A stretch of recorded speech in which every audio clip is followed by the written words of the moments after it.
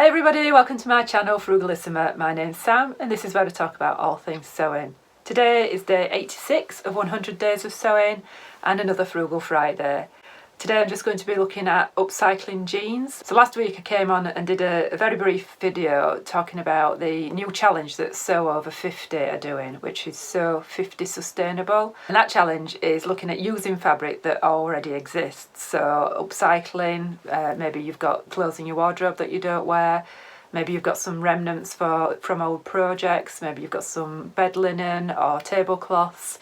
Or maybe you've got something from a swap table or something like that. So I thought it would be interesting to look at some of the options for using free patterns while upcycling jeans. So I thought I'd focus on sort of 8 or 9 different patterns that would be suitable to do that. First of all, I'd just like to say thank you to everyone who's subscribed so far. Just checked this morning, I'm very nearly on 7,000 subscribers, so thank you so much to everybody who's done that so far.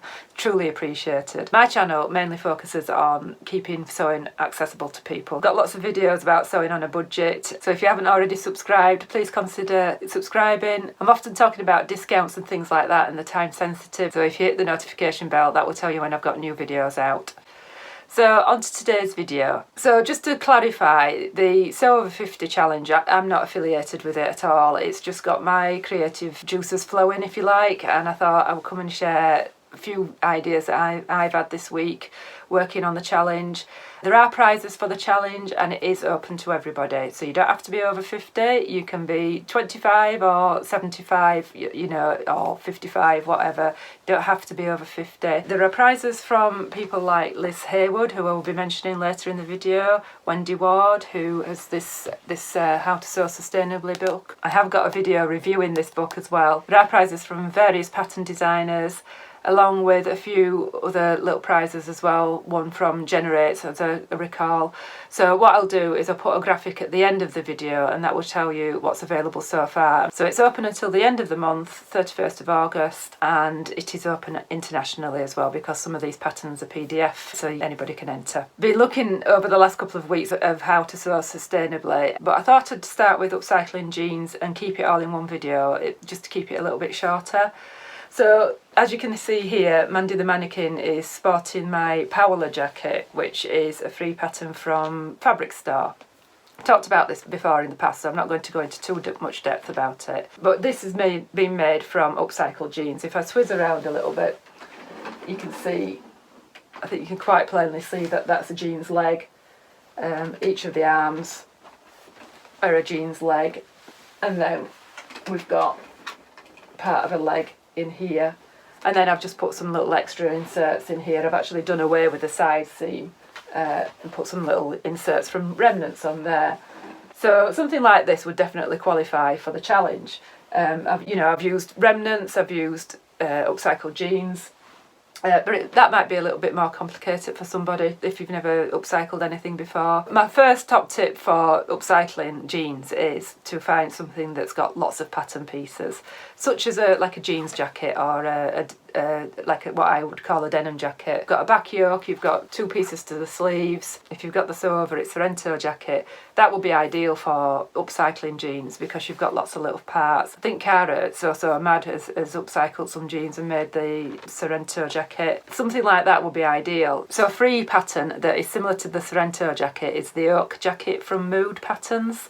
This is possibly a little bit more boyfriend style, a little bit looser than the Sorrento, but I personally would probably go down a size to have it less baggy. And I've definitely not put those feathers in the yoke, but that's just our personal taste. That's just a very basic jeans jacket pattern, lots of pieces. You've got back yoke, the back is cut into 3 pieces, and for the yoke you could actually use an entirely different piece of fabric if you've got a nice piece of fabric that you want to show off on the yoke piece. Maybe an old band t-shirt or something like that. I even thought like a tea towel or a piece of linen or something like that. Give it that little extra edge. Or you could use the panels and do 2 different fabrics there.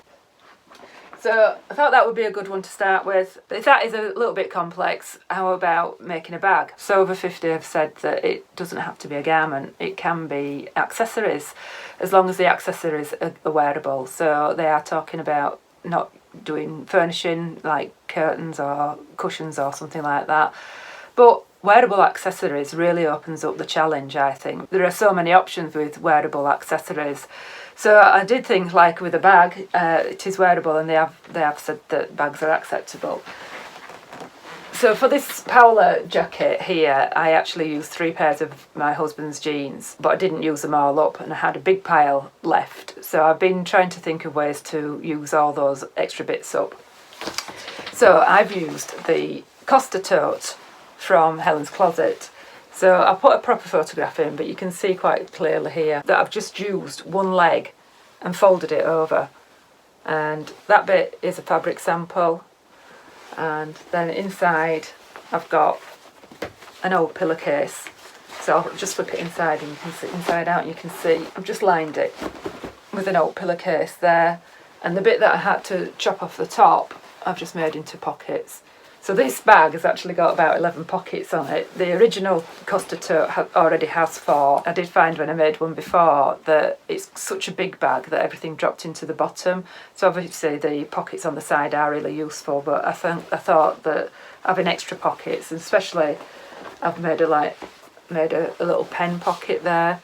They always get lost, so yeah, something like that. There's so much scope for making bags with jeans. If you go onto YouTube or Pinterest, there's so many different ideas of making bags with jeans. Bags are really useful, they're practical, made out of denim like that, it's going to be very durable, so the jeans are getting a second life, and you're not using plastic bags, so win-win.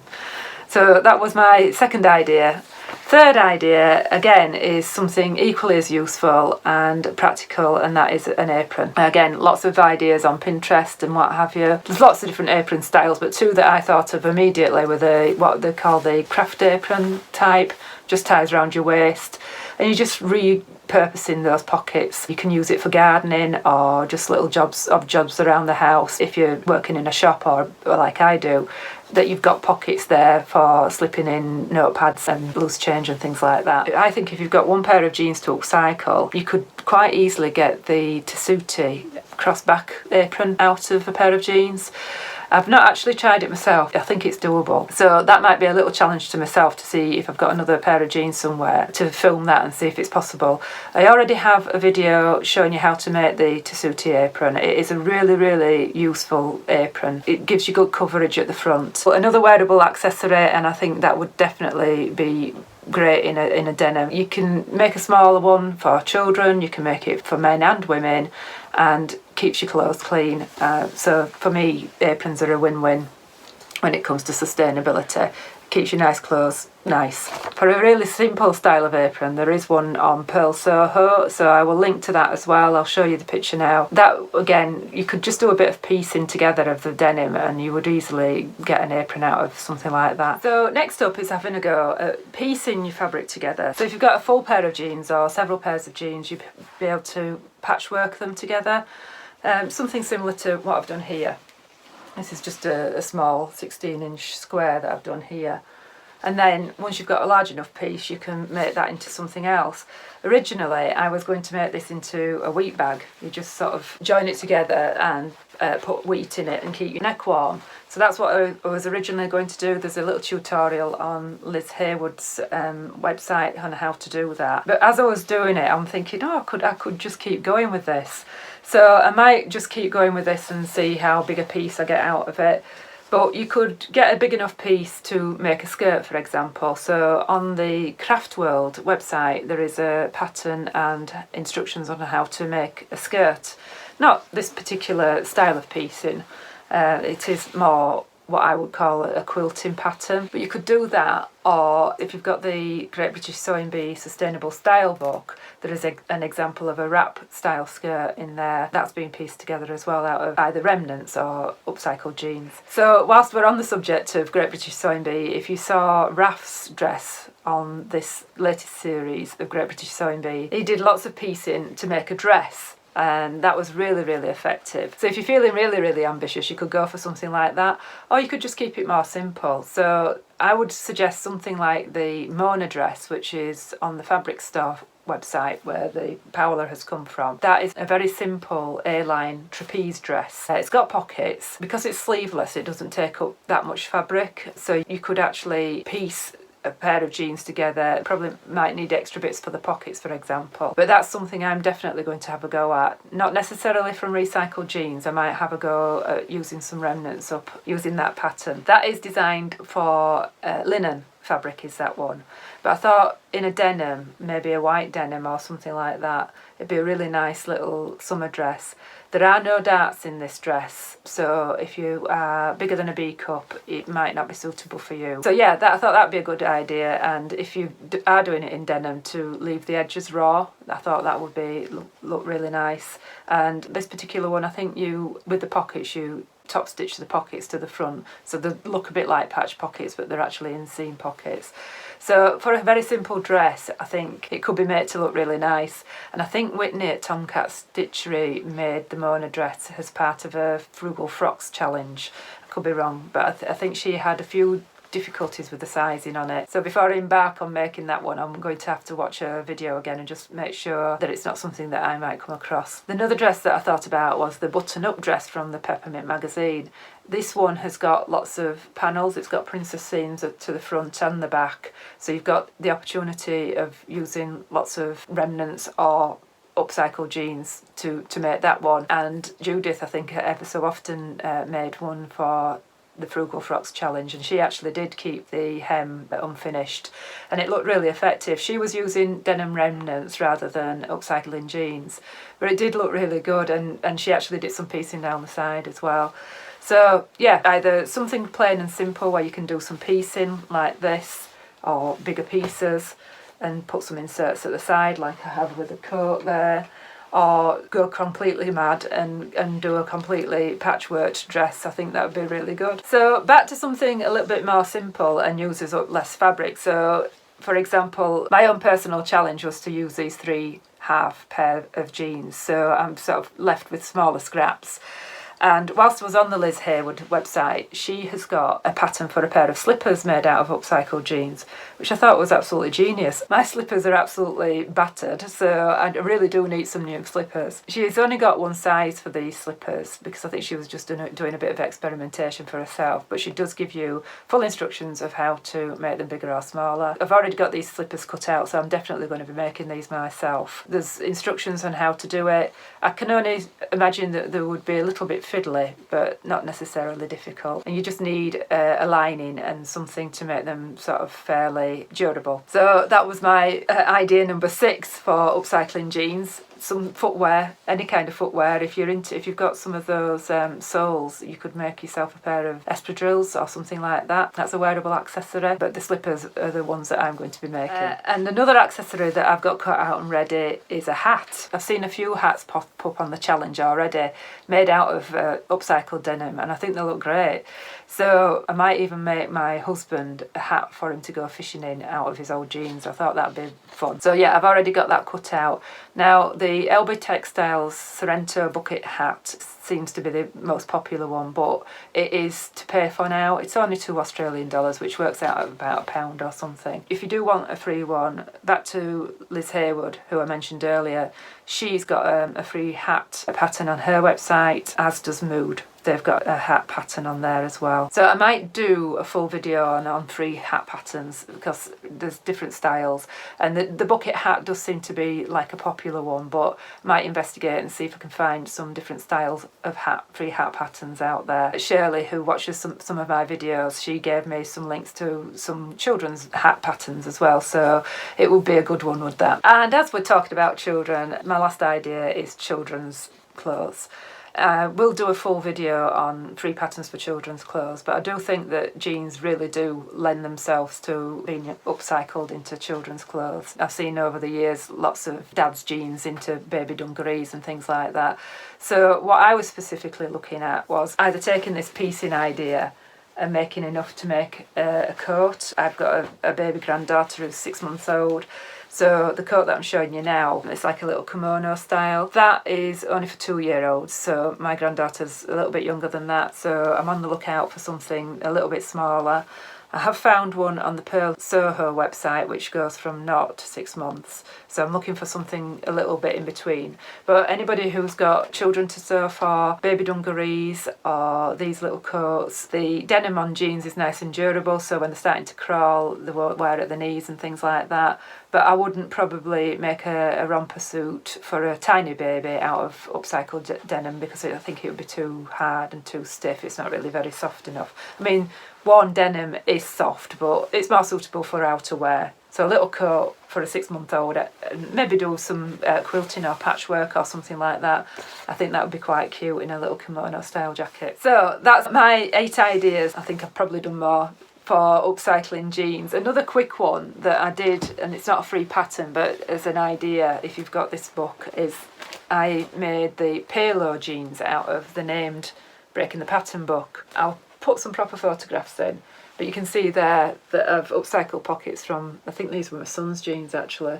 Used the yoke there, and then at the front I've used a pair of old jeans there, and I've left the edges raw as well, and used it there. And the rest of it was denim remnants from another project. And the reason I did that was I was toiling these jeans, so I didn't want to cut into good denim, but I think it's always advisable to use denim if you're toiling jeans, so you get a proper idea of how they're going to fit. So that's another idea. If you've got a pattern for jeans for piecing them together, these particular jeans do really lend themselves to piecing because they've got lots of seams on them. So you've got the seams down the front there, you've got the seams down across there, and then you've got the same at the back. The back leg is constructed in 3 pieces. So you've got a seam across the back of the knee there and down at the bottom there. So something like that. It's got lots of pattern pieces. So just to recap, if you've never upcycled anything before and you fancy giving it a go, probably give the jackets a miss and the jeans a miss, and start with something really simple like the bags and the aprons that don't need any fitting, and they're durable and practical as well, so you're not just making something that's not going to get worn. And then, you know, something for children that's small. If you're only using 1 pair of jeans, you want to be going for something that's generally smaller unless you're going to be adding pieces in. Or again, like the piecing idea, lots of ideas for piecing fabric together and using that fabric as your base fabric. So what do you do with all the smaller bits? I will probably have lots of little bits left from my projects when I've finished these slippers and what have you. I would suggest something like toys or something like that, cutting the excess bits up and using that as stuffing. And you know, you could do headwear, you could do scarves, ties. They're all wearable accessories, and I would imagine that they would qualify for the challenge. The toys obviously wouldn't. So I hope I've inspired you to take part in the challenge. Don't forget to tag Sew Over 50. It's at Sew Over 50. I suggest you go follow them anyway, because they've got lots of inspiration. They've got guest editors on their account with lots of ideas. And if you follow the hashtag Sew50 Sustainable Sewing, there'll be lots of ideas on there as well.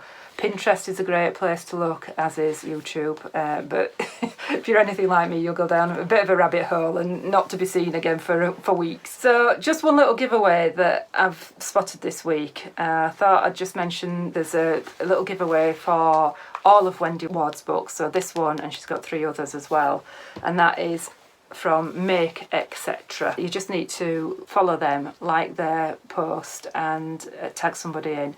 As I always say, you can tag me in. If you've not got anybody on Instagram that you feel comfortable tagging in, feel free to tag me in, that's absolutely fine. And you get an extra entry if you share on your stories as well. And the winner will be announced for that on August the 13th. If you're feeling that August is a little bit of a push and you want something a little bit slower, then there is a Chronically Sewn project going on over on Instagram as well. That's being run by So Pretty in Pink, and that is being run between August and October, and it is emphasising the slow creation process of sewing rather than the consumer-driven approach to some of the sewing practices. So there are prizes for that one as well, and your project doesn't have to be finished for that one. So that's it from me. I'm trying to keep these videos a little bit shorter so the editing's a little bit easier. I will be back with more inspiration videos for this actual challenge. We'll put something together for children's patterns as well, but maybe sewing with remnants and something about upcycling linen and things like that. I'll come back with that. with a few more videos like that for you. So don't forget to like and subscribe and keep watching the videos, and I've got some makes videos coming up and a few other videos that I didn't manage to get recorded in July, but I'll get them done eventually.